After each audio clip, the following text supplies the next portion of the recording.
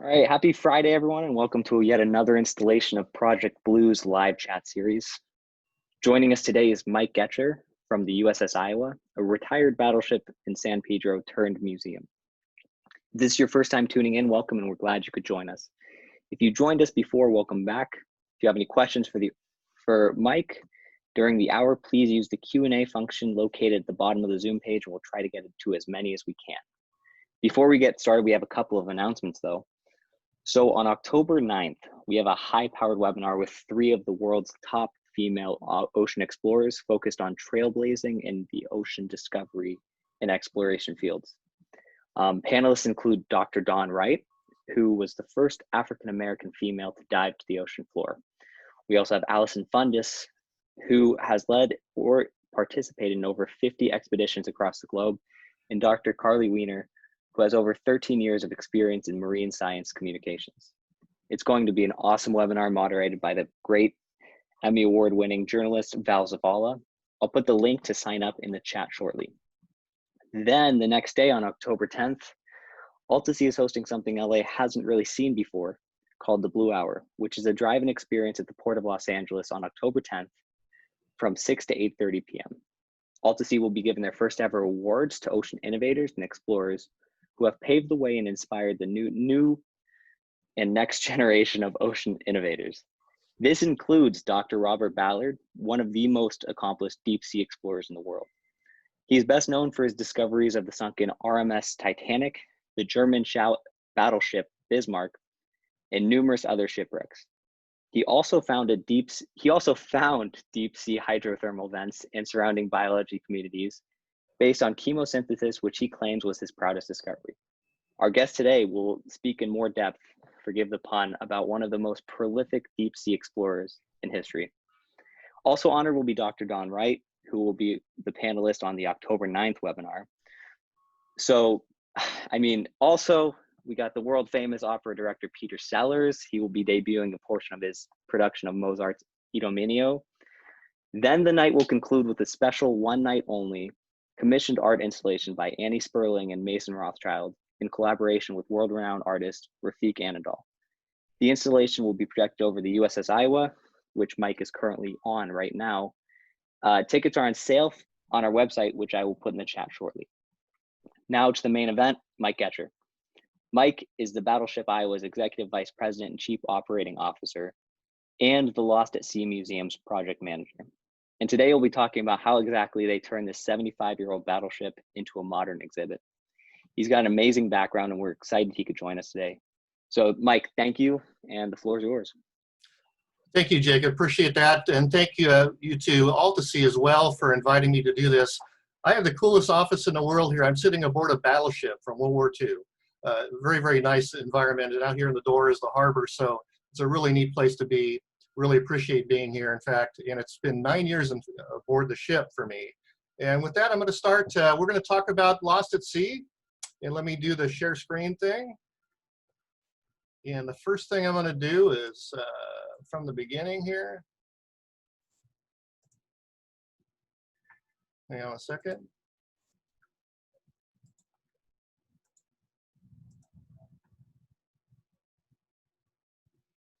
It is not working the way I want it to work. There it is. Perfect. Everybody can see that now? Your screen isn't shared right now. Yeah, just there it was. All right. There you go.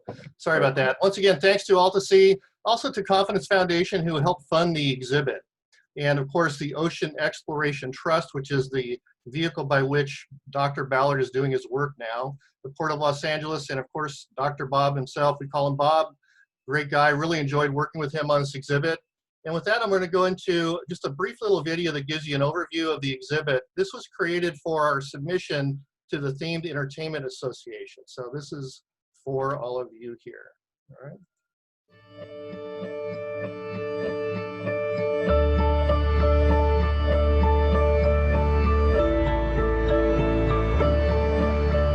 Hello, I'm Mike Getscher, Executive Vice President, Chief Operating Officer of Battleship Iowa Museum in San Pedro, California. We are pleased to submit our latest exhibit, Lost at Sea, to the THEA Award Selection Committee. Lost at Sea is based on the work of renowned undersea explorer Dr. Robert Ballard. It features a number of his discoveries and explorations of shipwrecks lost during a time of war, specifically World War I, World War II, and the Cold War era. During any naval battle, the danger of sinking is real. This exhibit features my expeditions to some of the most significant shipwrecks that occurred during a time of war. We're presenting not only the expeditions, but the historical context of each incident. But for all the glory and excitement that is presented in our program, we should not lose sight of the significant human toll of those lost at sea. So that's a basic intro. And then before going any further, I'm going to share with you a little bit of my background, which is a little unique. First thing I did after high school was I went to Long Beach City College and picked up an Associate of Science in Diesel Technology. And then after a couple of years of working in that field, I went to Cal State Long Beach. I put myself through school, picked up a mechanical engineering degree. And while I was there, I also stumbled into a really wonderful job with the Ocean Science Institute at Cal State Long Beach. And this is the research vessel Yellowfin, which is owned by Cal State. And I was able to work on that vessel for a number of years doing undergraduate research, graduate research, and even some support work for the Department of Fish and Game in California. In fact, I was part of an expedition where we were tagging marlin and following them down to the Mexican border. So really a fascinating job that I had while going to school. And from that position, I met some folks at USC, at the Hancock Institute for Marine Studies. And here is the USC research vessel at the time, 220 feet. Aboard this vessel, I ended up doing a Trans-Pacific and spending several months in the Western Pacific. Here's a shot of us about 200 miles north of Bougainville, north of the Solomons, doing National Science Foundation work. Absolutely fascinating stuff. Really enjoyed that time. I spent almost 6 years at Hancock Institute, and that's me hanging off the side with somebody from the Max Planck Institute. A lot of this research here was all weather related, and that big ball on top of the vessel was a Doppler radar just for analyzing weather related atmospheric conditions. So that was really cool. I had kind of an odd year after that. I worked on the railroad, the Santa Fe. Just hard to explain that one, really. Although a lot of the technology from the marine community also works in the railroad world. And then I was given the opportunity to go back to sea, which I took immediately. I worked for Science Applications International Corporation. This particular portion of it we used to call AFAB Marine, anything for a buck. This image right here on the upper left is of the vessel in Cartagena, Spain. We hauled it out for American Bureau of Shipping inspection, and there's me there on the propeller. And then later on, I spent some time on a similar vessel doing underwater cable laying. This is a different vessel, but I'm very familiar with this technology. I've launched and recovered 30,000-pound plows like the one in the lower left and towed them behind us at 5 and 6 knots in 5,000 feet of water doing this underwater cable laying and burying. And you can see on the lower right picture kind of what we are doing. This is a great job. I got about 1,000 days of sea time on that. Just a wonderful experience. I spent a year in the Mediterranean, a year in the Gulf, and did a couple of transatlantics besides. So really a great job for me. But I came home from sea to work at the Aquarium of the Pacific. I was there the day that we opened in 1998.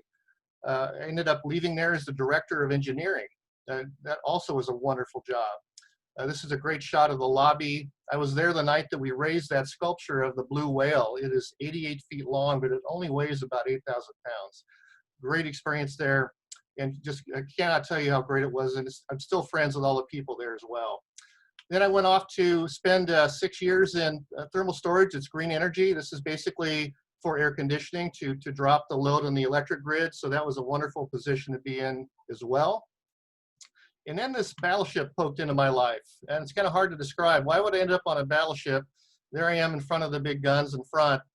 And the story is that my dad was a battleship sailor in World War II. And that is his ship down there in Fall River, Massachusetts. It was the USS Massachusetts. And I grew up with the wonderful stories from him. Great image of my mom and my dad before I lost him back in 1995. So a lot of great heritage there in my family. And my son is now a naval officer too. So we have a third generation of maritime in our life.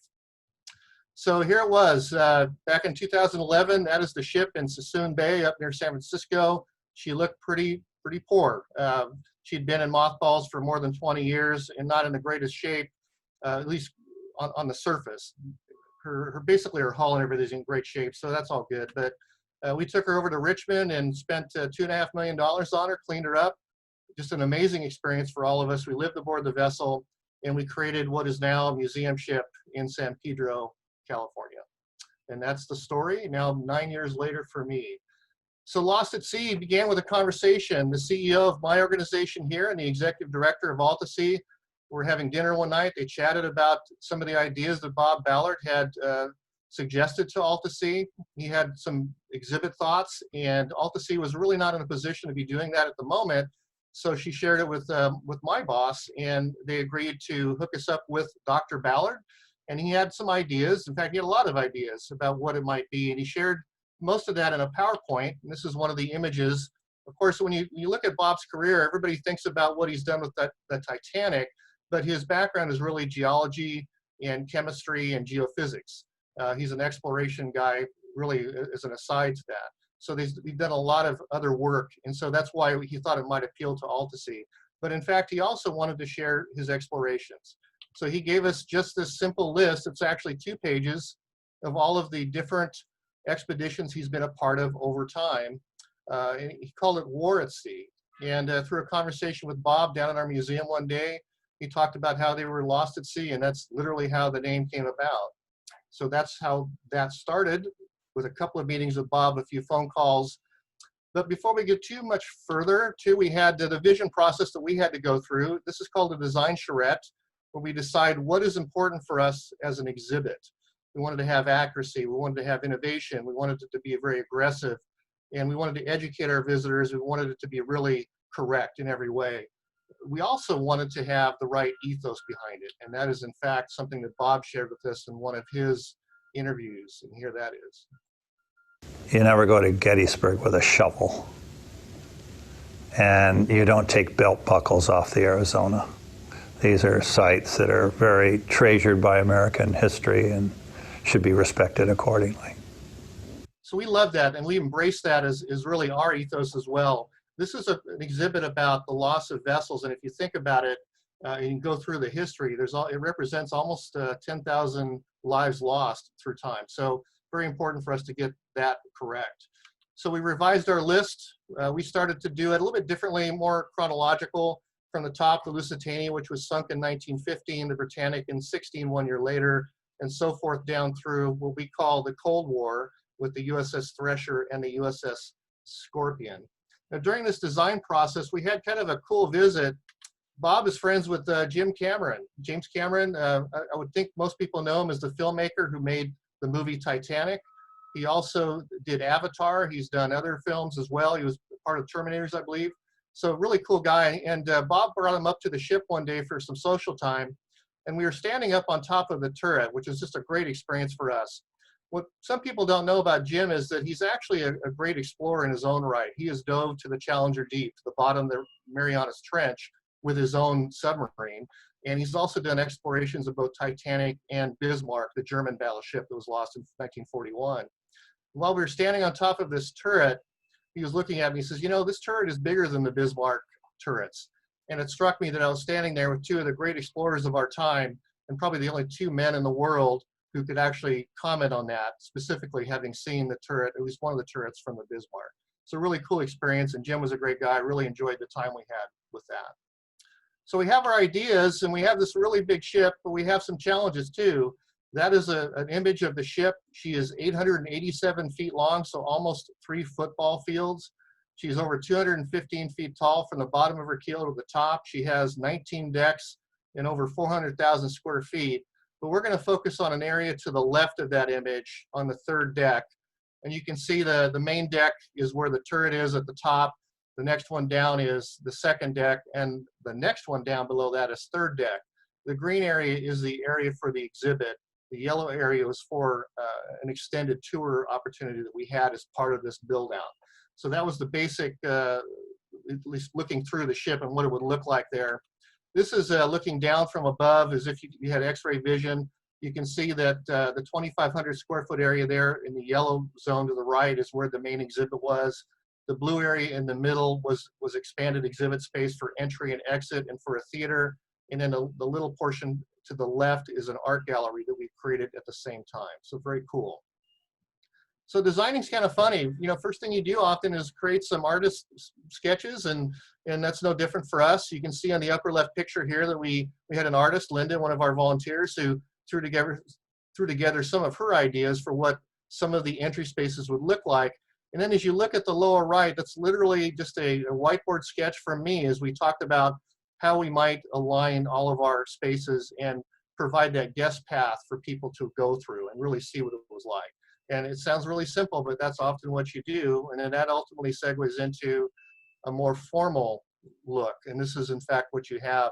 You start in the upper middle there where it says 971 square feet in the birthing exhibit, and you go through the exhibit space to the right and back through the Discovery Center and out the back end there to the left. So that's really what you do. Now, in addition to doing this architectural design, we also have to do other things such as lighting design, and we hired somebody professional in the artistic world to do that because we're not experts in that. You can see that all these little colored marks on the drawing there are actually different types of lights, whether it's a wide flood or an accent light or whatever it might be. So that was really important to do, and we really wanted to elevate our experience and do a really nice job with that. And then we, of course, had to do the boring stuff too, which is fire systems. This is a fire sprinkler drawing. We also did fire alarms, and we did some other infrastructure that I won't bore you with. But that was kind of the cool stuff that I had to do as part of being the engineer and the architect for the exhibit. So we have this kind of big space, but not really big space. The area that we were looking at is down below on third deck. It's a berthing space or bunks. You can see the bunks to the left. They're stacked 3 high. I think in the area we had nearly 400 bunks. And we decided long ago that we were not going to share too many berthing spaces with our guests because they're pretty boring after a while. But we had to do something in that area anyway. So we decided to work on ripping those out. You can see on the right picture there too that we had some other obstacles, whether there's lockers, there's hatches, holes in the deck, there's columns, really an awful lot to really think about. And with that, we dove off into demolition. The image on the upper left, we have a volunteer cutting out a door and a step, an awful lot of work to do. On the image on the lower right, you can see the mess as we removed those 400 bunks in the area. An awful lot of work went into that. In fact, it took us almost a year to finish the demolition. Really an awful lot of work. But before we go too much further, I want to remind everybody that crew members lived here. In fact, they lived here over the course of 3 different commissionings from World War II, Korean War, and what we call the Cold War. And so we found a lot of artifacts, and these are kind of some of them. A few of them are kind of silly almost. There's a ton of combs. We found combs everywhere, and also a lot of pencils and pens and so forth. I challenge our younger viewers to tell me what the square black thing is in the lower left. Of course, it's a floppy disk. And we had a handful of other more personal items there. There's some dog tags, there's some insignia, knives, and all kinds of little silly things. We really save this stuff as part of the history of the ship. It becomes part of the curatorial collection of the vessel. This is part of our history, and we retain that. We don't want to just lose that. We don't just discard it. It doesn't go into the trash. And I might add, too, that there's some more poignant things here that we find. These are letters from home. In this particular case, what we would call a Dear John letter, where a girlfriend is breaking up with her boyfriend aboard the ship. So kind of sad. But this, once again, is part of the history of the vessel and something that it's really important to us to keep and retain. So now that we've gotten the decks cleared, an awful lot of open space there, you can see, though, that we want to retain the look of a ship, and we kind of have to. On the right-hand lower picture there, the left wall is a 10-inch piece of armor. It's not going anywhere. And then the deck in front of you there is 6 inches thick. So we really can't do a lot about some things. We leave the columns, we leave some of the fans and the transforms and so forth. And we want to work around that and retain the integrity of what the ship really is. Here's another view of some of those other spaces on the starboard side of the ship. And in the lower right image, there's a couple of really important features for me. One is that pipe back there that says CHT. That's actually one of our sewage drains from our toilets. So we obviously need to keep some of that infrastructure in place. And then those 3 things on the deck, those kind of hatch things with a lot of bolts on them, those are access points for tanks that we might need to get into in the future. So we have to work around all of those features when we're designing a space inside the ship. And with that, we start building out, not too dissimilar from what we would call a tenant improvement on a building, or even building out a room inside of a house. We use slightly different materials of steel studs to keep down the fire danger, but we do put up different types of boards on it to cover it up and be able to paint. Really kind of typical construction, and no surprise to someone who's built out a museum space before, but very fun to do. Almost entirely done with the staff here aboard shift, by the way. On the upper left area, I was the one that assembled those and welded them to the deck, so that was really fun for me. I do a lot of things like that in addition to my other duties. And those cases to the lower right are for the models that were part of the exhibit as well. So with that, we're going to go into the exhibit. When we enter the exhibit, we want to create a sense of immersion where you're going back in time and starting somewhere different. And so we did that here. You can see where people are entering at the Lost at Sea on the right picture, and then you're immersed into this older version of the ship where you have hammocks in the background. And it's kind of a little vignette. It's a little story in and of itself. And then, of course, you have not only the hammocks, but also the sea bags, and my name is on that front sea bag there. And then Bob welcomes you to the exhibit, so that was really kind of fun. He was very helpful when it came to that. And then we go through each one of the exhibits, and what we do is show some of the artifacts, nothing taken from underwater, per that ethos that we talked about, but really other artifacts that survived the ship in some other form, where there was a plate from the Lusitania or some other feature. We found things like that out in the world, and we're able to bring them here. And then what we did was show video from the time and also video from the expeditions, trying to juxtapose those two things. We also got some great art. Those images on the upper right are from Ken Marshall, who is an artist who has worked with Bob Ballard quite a bit, including the Titanic, of course, and the Bismarck. We go into the Bismarck and of course the HMS Hood, which is a part of that story, very sad story, frankly. Beautiful models that were built by volunteers. These were donated to the ship. They're just absolutely stunning. They're gorgeous, gorgeous models. And of course you can see the nice lighting and how well it's done. I had fun building the periscope there in front of you as you move into the U-boat exhibit. And the periscope kind of works. It doesn't look up above, but there's a nice little screen inside in that back box, and really fun. We wanted to engage our younger visitors, and you can see that here as they learn what it would look like to potentially sink a ship from a U-boat. And with that, we're going to show a little bit of video from the Ocean Exploration Trust and Dr. Ballard, and this is about a 2-minute video.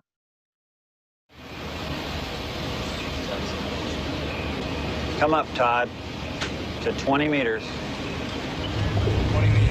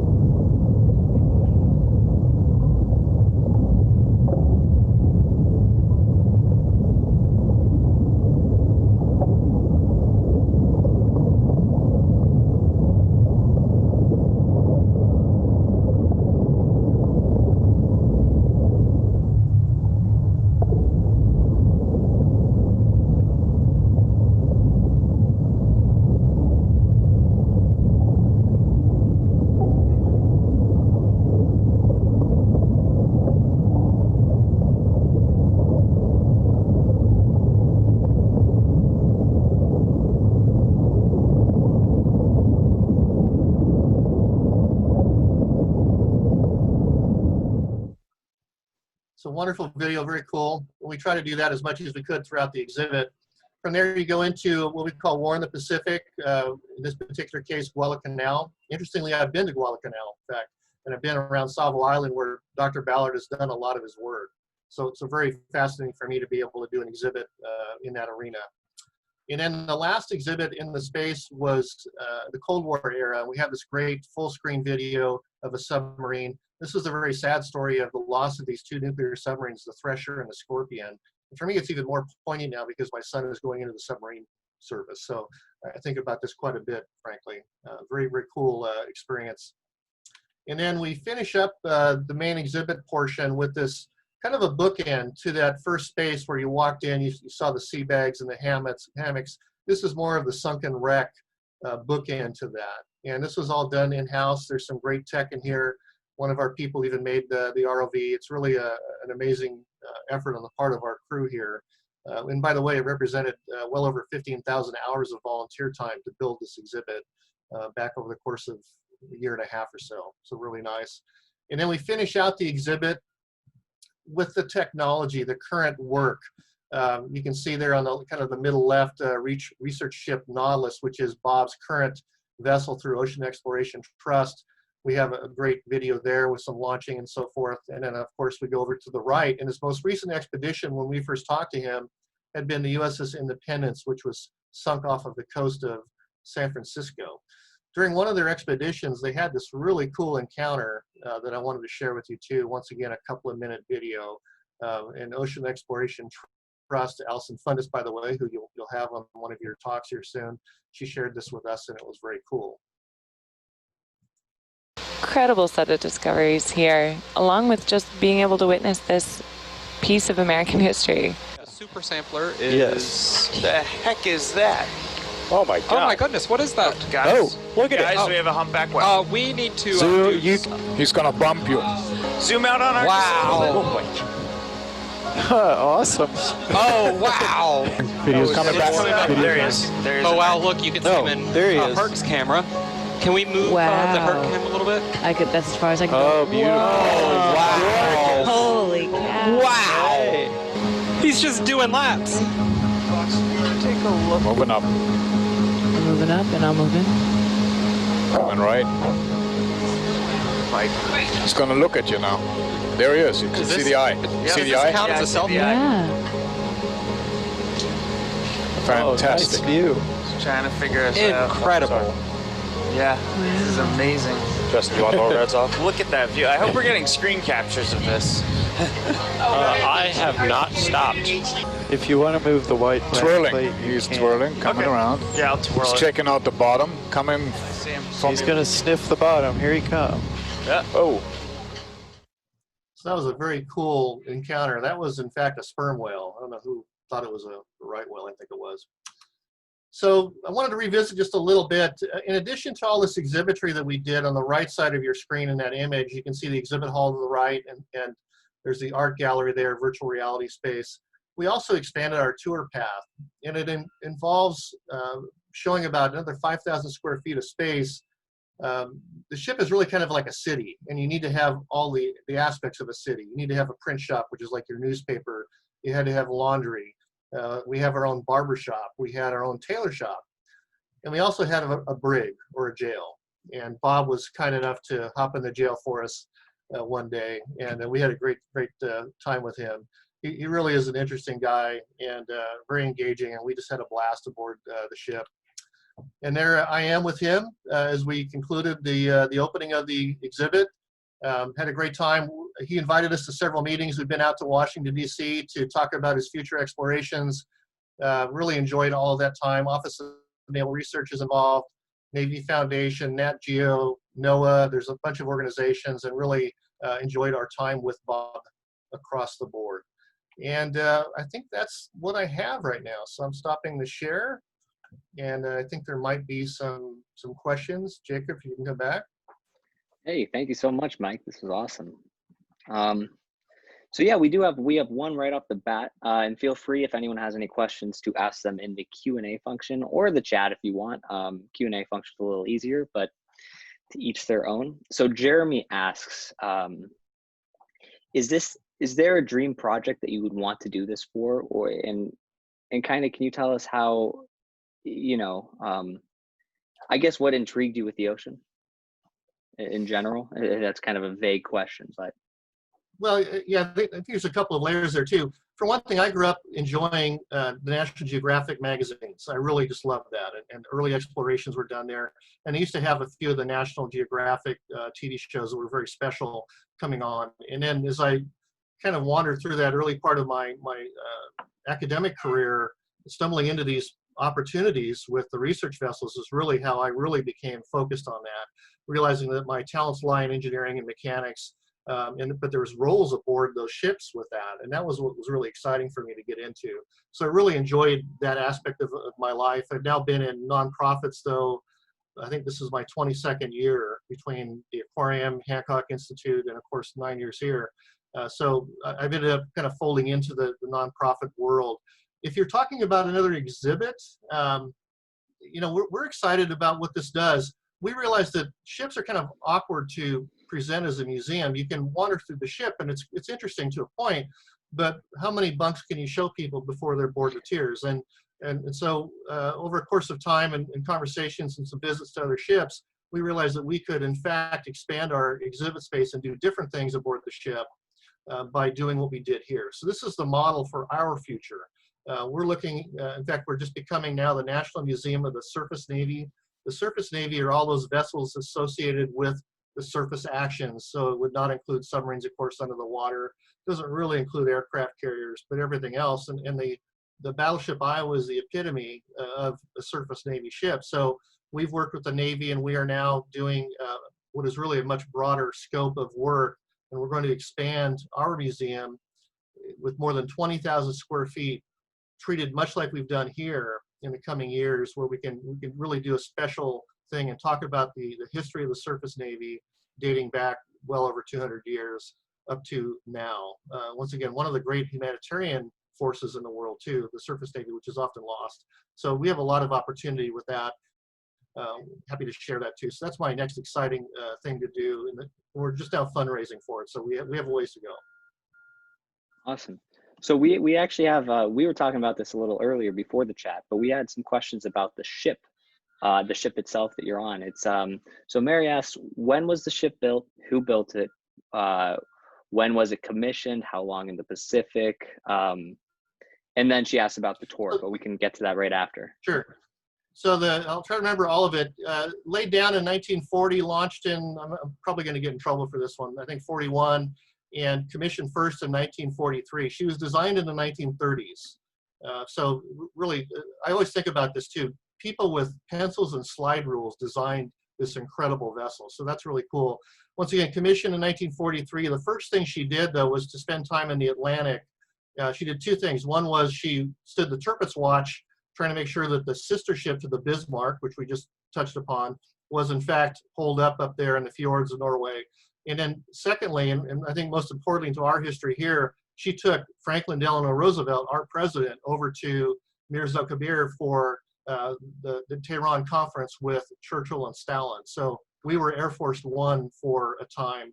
And then after that, she kind of rearmed and fixed up a little bit, and then went to the Pacific, and she spent only the last year and a half-ish in the Pacific War. She was next to the USS Missouri when the surrender was signed. In fact, the Iowa was the radio ship.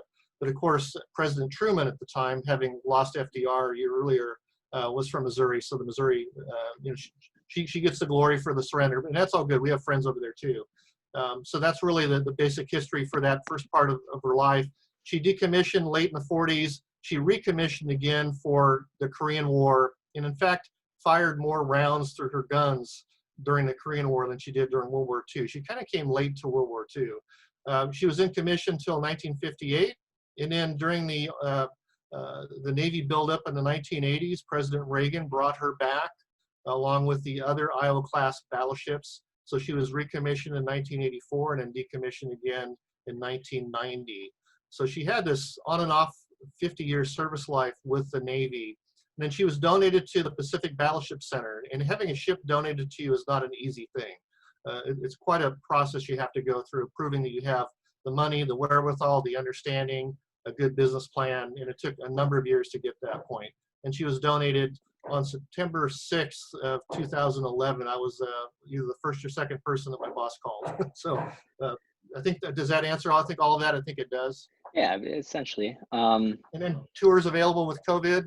So right now we fall under the LA County Health Department rules. So we are an outdoor museum only. There's actually quite a bit to see with an outdoor exhibit. We still have 5 decks to go through, and you know, tens of thousands of square feet. So quite a bit to experience coming down here. And of course we have all the protocols in place, masks required, cleaning. It's very extensive, and we're very careful with all of that. It's very important to us to be a safe location for people to come. So that's what we're doing. And we hope to be able to reopen again to indoor museums once we switch from Tier 1 to Tier 2 in LA County. We have to follow LA County guidelines. The state sets some standards, and then the county health department actually issues the rules, and they have the force of law behind them, and they can issue citations and so forth. But we're good. We have a lot of protocols in place, and we've trained, in fact, nearly 200 people of our staff just to be able to make sure and do this right. So that goes to another question Mary had, which was, so your staff, how many people are on board to maintain the exhibits and the ship? She asked, is there a mold issue, earthquake issues? It's a pretty light staff. What's amazing here is that we operate the vessel with maybe about 15 full-time people and 35 part-time people. Sadly, due to COVID, all of those part-time people are essentially gone. We're down to about 15 or 16 crew members here. But the wondrous thing here is that we have 500 volunteers aboard the ship that are deeply passionate about the vessel, and it's reflected in that 15,000 hours of time spent on Lost at Sea. So people are really passionate. Our tour staff, we have operations staff that help maintain the vessel. It's an extraordinary crew, and really an amazing thing for me to experience here for the last 9 years. That's awesome. Okay, gosh, coming in. So kind of about the tours. So Lisa asks, how many students are visiting each year, obviously pre-COVID? And is there a curriculum attached so that they can learn a little about the ship in advance to their visit? So right now we have 0 students, as you can imagine. In fact, the national debate and the local debate about getting kids back to school is a real challenge. So we don't anticipate having any children here at all. We do have digital programs that are available, and we're growing that and working very hard on that right now. We just have a handful, and if you'd like it, you can reach out to me through whatever form that you do with Jacob, and I can let you know. There's things going up on our website here shortly. So we're really anxious to do that. And I think, does that answer that too? We don't really have a lot of students right now. I think the most we had one year is 12 or 14,000 students. So pretty cool. We had a program with LAUSD, which was very fun. Really kind of a big science platform, a STEM platform. We talk about floating. How do you float a 45,000 ton displacement vessel? Yeah. It's kind of confusing for most people. We have mechanical advantage. The place is a big STEM jungle gym, so we really enjoy that. That's awesome. So that kind of goes into Ryan's question, which talks about older students. Do you work with any local undergrad or graduate school programs for students to get involved in your operations, either on a part-time or a volunteer basis? No, we don't really have anything right now for students, I guess. We have volunteer opportunities, of course. I mean, we have a lot of volunteer opportunities, but we haven't worked in any formal way with some of the other ones, like the universities or some of the tech schools. We've talked to them. It's never really worked out, and we have limited staff anyway, so it'd be kind of a challenge, but we've worked a little bit with them and nothing's really come of it. But we have a ton of volunteer opportunities, and just because you're not a Navy veteran doesn't mean we don't want to see you down here. In fact, I would say half of our staff at least is non-Navy or non-military. I don't have a military background. I have a merchant marine background, which is different. So there's always opportunity here, and we'd be glad to work with a university or some of their undergrad or graduate work as well. Right on. So question that Jerry asked that I think is interesting, given what we were talking about before the chat, which was, you're not a building, you're not technically a ship. So Jerry asked, now that you're the guardians of the Iowa, are there environmental standards that concern your team regarding sustaining the stability and health of the ship? Sure. So a couple things. The ship was donated to us, but as part of that, we have a contract with the Navy, and we had to have an EPA contract with the Environmental Protection Agency. And so they monitor at least one aspect of our world. When we first received the ship, we had the ship tested for airborne lead, asbestos, PCBs, and also did wipe tests throughout the entire ship. Very, very extensive testing. And the Navy had done a lot of cleanup before then. For example, I do have asbestos aboard the ship, but it's all encapsulated. So the concerns are, don't disturb that. And it's very typical, even just for an older building. If you have a 75-year-old building in downtown LA, you're likely to have the same restrictions, if you will. And we do annual testing as well. We work with the EPA. We have to. We're required by our contract. So we're happy to do that. We make sure and train our staff. We have a lot of safety training here. I have 2 rules on the ship, kind of half joking, half serious: don't lick the walls and don't chew the asbestos. And that's really what I tell people. And just leave things alone and you're fine. All the white paint you see around me is new. It's been painted since the 1980s. So we just leave things alone and work with it as we should. It's often more looked at as an industrial environment than it is anything super special with respect to paint and so forth, or asbestos even. I've done that all my life in my industrial career. So very, very common for me. Gotcha. So you might have covered this a little bit earlier when you're talking about what other exhibits. So Michael asks, I understand that the Iowa has been designated as the U.S. Navy Museum. Is that correct? And if so, what does that mean for the Iowa? So it's a little different. The Navy will hold certain vessels in reserve for possible museum use. And in fact, the Iowa was, of course, one that was. I think there's more than 40 vessels that were owned at one point by the Navy, which are now museums. Many of them are there's 8 battleships now. There's a number of aircraft carriers, the Midway in San Diego, the Hornet up in Alameda. Of course, on the East Coast, you have the North Carolina and so forth. So it's very common to have these things kept as memorials, retained as museums, and the Navy will donate the vessel to you. Once again, if you're an organization, a nonprofit, and you're going to maintain it in a certain physical condition, and you're going to honor the ships and not insult the Navy, basically, you can essentially have this vessel. But once again, getting there is very difficult. It takes some real money.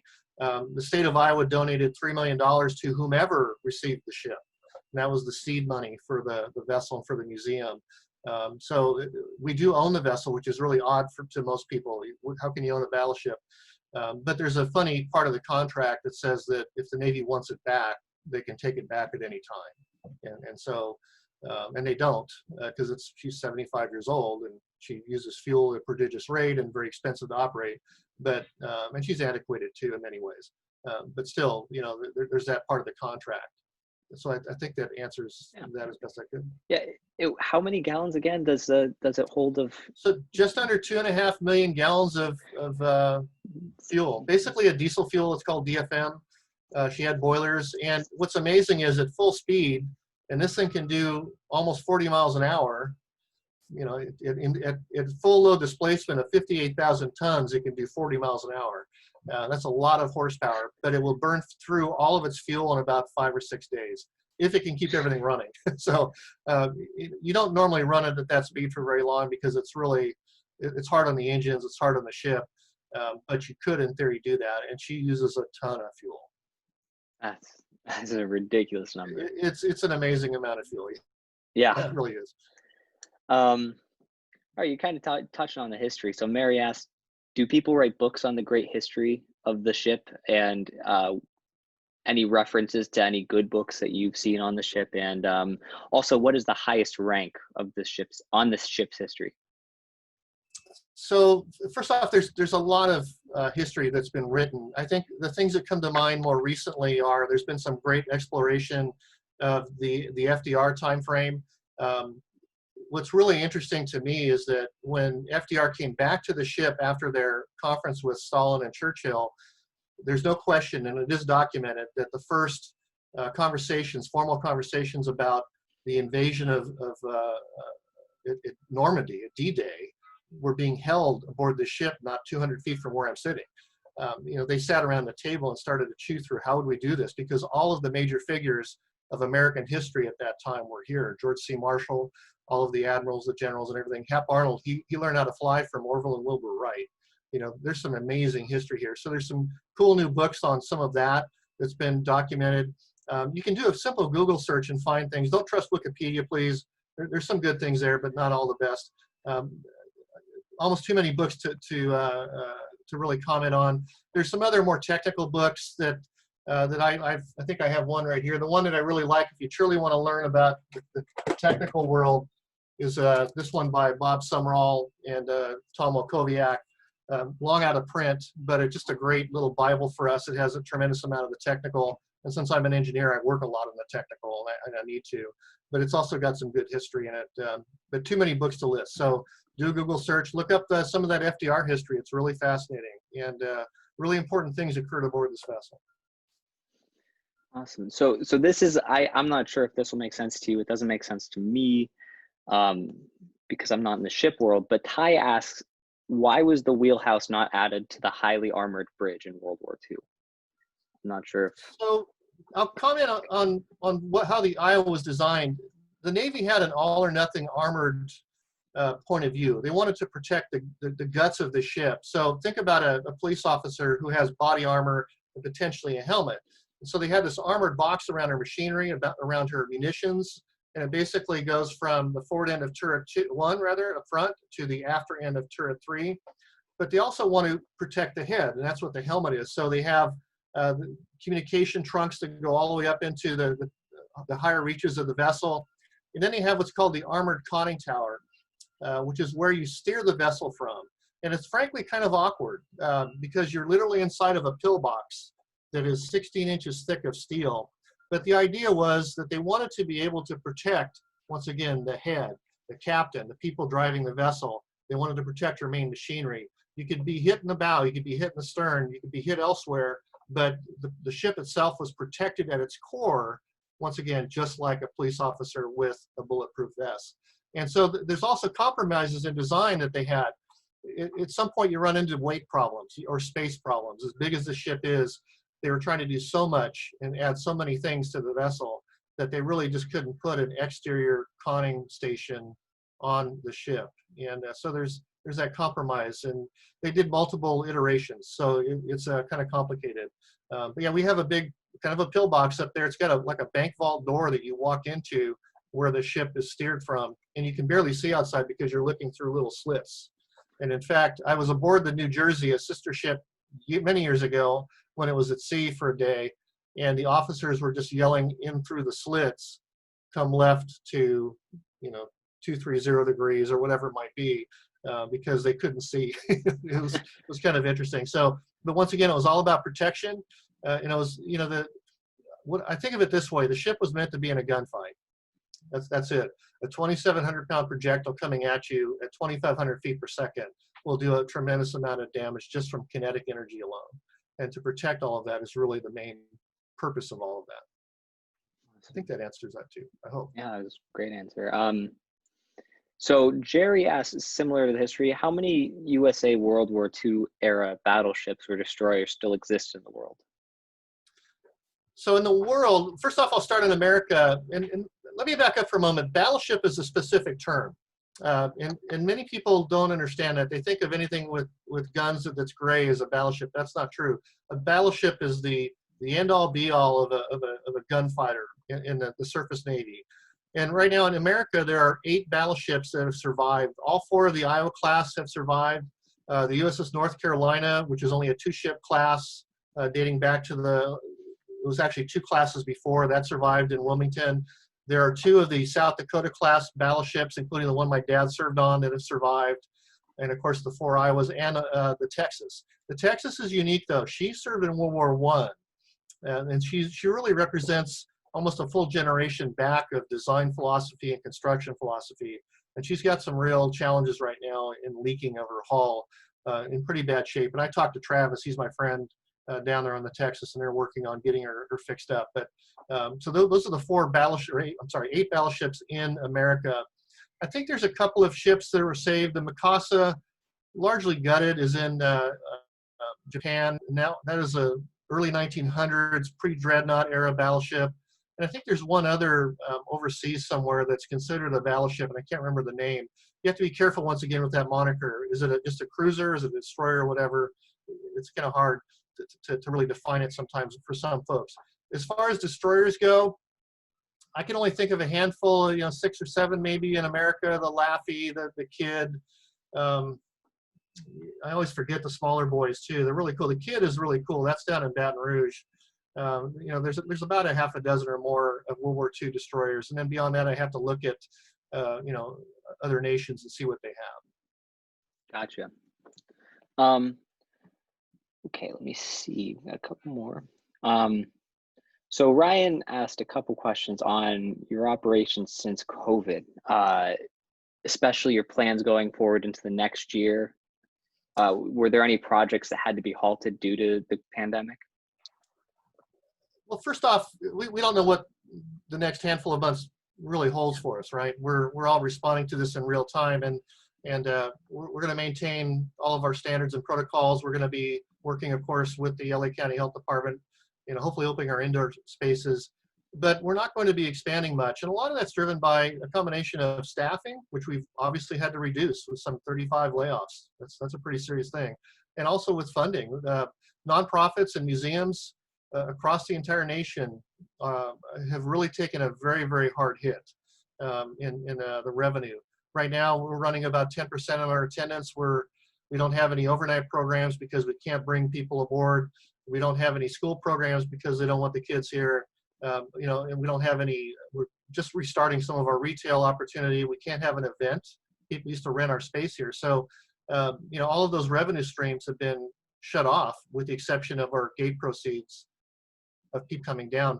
And that's once again really limited to about 10 or 11% this last few months.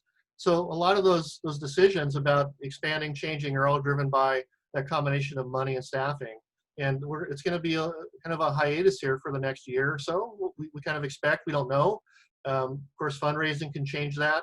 There's a lot of different moving pieces to that. But overall, we're slowed down, and that's okay. We're maintaining the ship. We've just painted the fantail, beautifully done. We're repairing things on the O2 level up above my head over here. There's rust. There's always a problem on the ship that you have to address. So she's pretty big and pretty complicated. So we have plenty to do. So you mentioned donations, and that brings up Mary's question. And I understand you guys have a GoFundMe campaign currently, Operation Crush COVID, if you want to talk about that. We do, in fact. So go find us on GoFundMe. We have other links on our website, of course. Reach out to us. Donations are a huge portion of what we have right now. We desperately need that. So please, if you would like to support the Battleship, we very much appreciate that. Reach out to us through our website or the GoFundMe or Facebook page and Instagram, I'm sure. I don't follow all the social media stuff, but I know we have it there. So please reach out to us. And even the $25 donation is helpful. We have recurring donation opportunities. We have all kinds of ways in which you can help the vessel. And, once again, we really need it. This is a difficult, year for us, as it is for a lot of folks.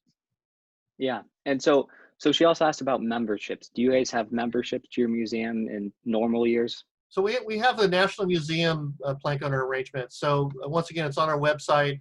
We're really focused on that now, moving ahead to the future.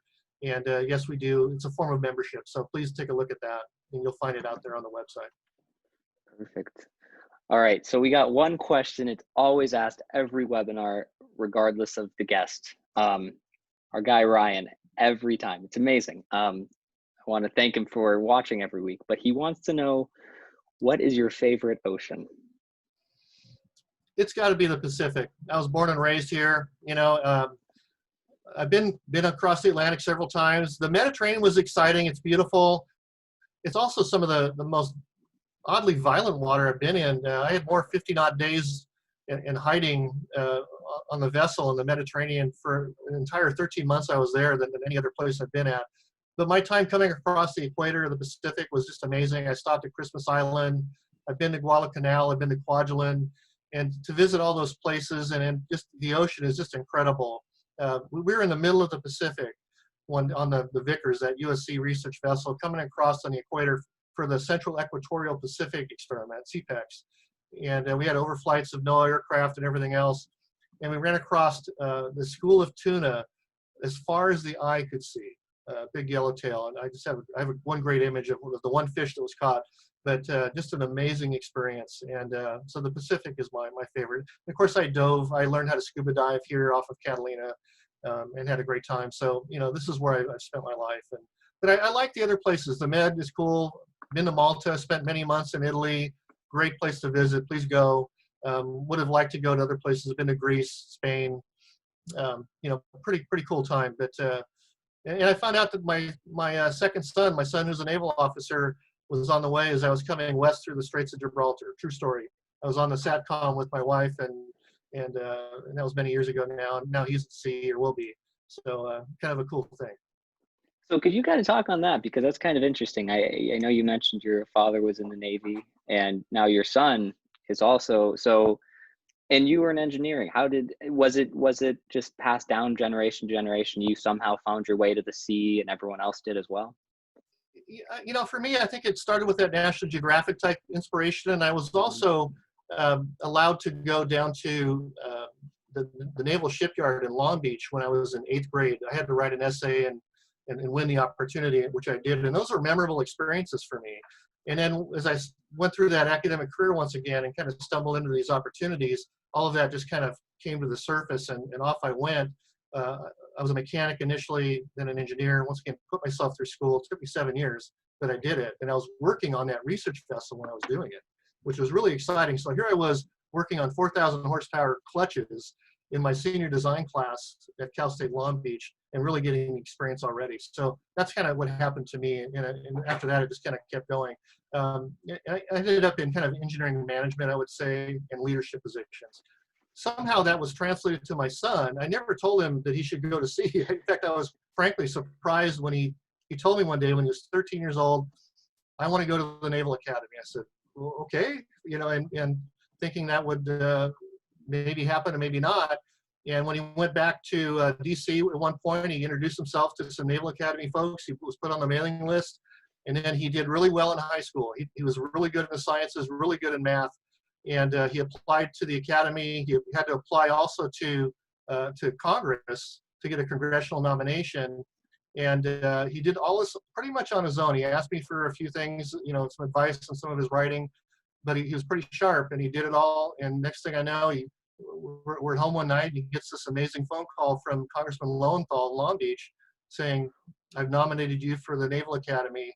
Shortly after that, of course, we get a letter from the Naval Academy saying, you've been appointed now too. And so he went to the Naval Academy, 4 years, of course, an amazing experience. In the middle of all that, he was running vessels. He's actually been the captain on a 140-foot vessel, not too much smaller than what I've sailed on. They really train them quickly and well. So he's done well. He graduated with a degree in physics with honors, and the Navy sent him on to MIT for he's in physical oceanography master's program, associated actually in some way with Woods Hole and Bob Ballard. And he'll leave there and go into the submarine force. So he'll also have some similarities to some of the work that Bob's done too. He'll be in nuclear power school here in another year. So he's had his own journey. It's really been his too, not just mine. I didn't suggest it. I didn't force him to go anywhere. He did it on his own. So that's really, it's a cool thing to watch though. It's been really, really rewarding for my wife and I. That's awesome. Yeah. Well, we are closing in on 1 o'clock. Do you have any final words, thoughts, inspiration? You know, inspiration has always been important to me. These little moments you had as a youngster, National Geographic, getting the opportunity to go down to the shipyard, those things that you like really end up being something important to you. And I've managed to continue to follow that. I didn't really have a plan throughout my career, but I've done well. And I've traveled half the world at least and done some really exciting things overseas and here in America. Towing the ship down from San Francisco was an extraordinary experience. You know, we are the last crew in history to anchor a battleship off the coast of California, period, because we had to clean the hull off here. And so it's been an amazing journey. And of course, I've had a passion for nonprofits. So that's kind of, you know, who I am and how I've been here. So inspiration is cool, and follow those things and find out where they lead you. Because I had no clue that I would end up here. No clue at all. So that's awesome. Well, thank you again for this. This was awesome. The chat, the questions were just amazing. So thank you for that. And I just want to remind everyone about the 2 announcements I made earlier, which is October 9th, big women's exploration and ocean webinar with Dr. Dawn Wright, Allison Fundis, Dr. Carly Wiener. It's going to be great. 10 a.m. at October 9th. Sign up on altac-project-blue.org. And then our big event is the October 10th Blue Hour, where the art installation will be projected over the ship Mike's on, the USS Iowa. And we'll also be honoring Dr. Bob Ballard for his work, Dr. Dawn Wright for hers. art, opera, awards. What more could you really want? For more details, again, go to altac-project-blue.org. And we are super excited to see you there. And thanks again for joining us this week. And thank you again, Mike. Really appreciate it. Thank you. Love to be here. Really enjoyed it. Have a great weekend, everyone.